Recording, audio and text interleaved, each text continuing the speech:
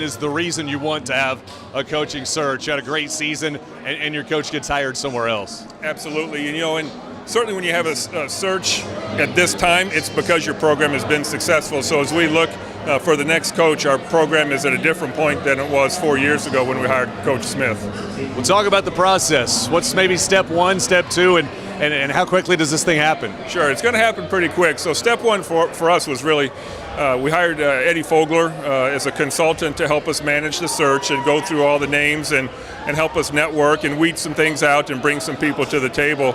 So right now here at the Final Four, initially it was supposed to be a working weekend with donors and more of a fundraising kind of activity. Now it's turned into it's a working lunch is what it is. And so we will have conversations with both coaches, network with other coaches that refer people that might be in the pool. We'll network off of them and to other individuals. So as much as you might like to think that you can come down to San Antonio and hang on the Riverwalk and go to the Alamo Dome, it's really been inside most of the time working it.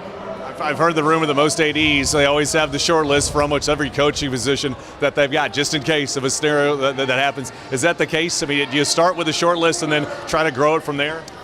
We did, and we really used our list from the first time around, and we were almost in this same situation last year. So you go through that list, and then really our list was small, big, and now we're going to make it small again, and then from here it's just going to get smaller until we find the right fit. You're obviously making a lot of calls. How many calls of interest maybe do you receive from the outside? I think between myself and David Williams, our deputy athletic director, we both have, between text messages and phone calls, there's no shortage. I'd hate to see what my cell phone bill looks like at the end of the month between data, text messages, and phone calls. But that's part of it, because I think we really got to make sure that we're absolutely certain we have the right fit for USD. Obviously, you've got a lot of kids on the program now. You've got some recruits that are promised to your program. How quickly do you feel like you need to move just to make sure to keep everything kind of in place? I don't know if there's a specific time frame other than the fact that we always say, be quick but don't hurry. We do have a short window. I think we need to make sure that our own team is solidified. We have leadership for that. We got to make sure that we button up all of our recruits, and certainly at a time like this, really, frankly, our kids are going to get recruited if we don't have a leader in our program pretty quick. So with all of that said, I think I'm pretty confident we'll find someone soon to kind of lead us to the next level.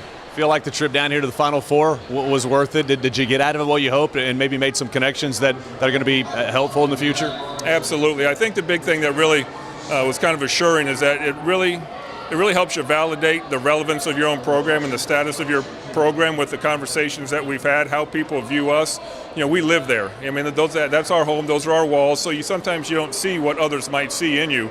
And so that part's been reassuring about how people value the University of South Dakota, and certainly where our basketball program is right now. I assume also that your sell job's a little different here, David. It's not hey, we're at the bottom now, we got to build a program. I mean, this is taking over a program that's established right now. Well, exactly. So I really look for someone who understands that has been a part of winning tradition and winning programs, because I think that's important. I think you have to understand what success is and how to achieve it's one thing, but how do you retain that? How do you attain and keep that consistency from year in and year out? So for us, that's a big key.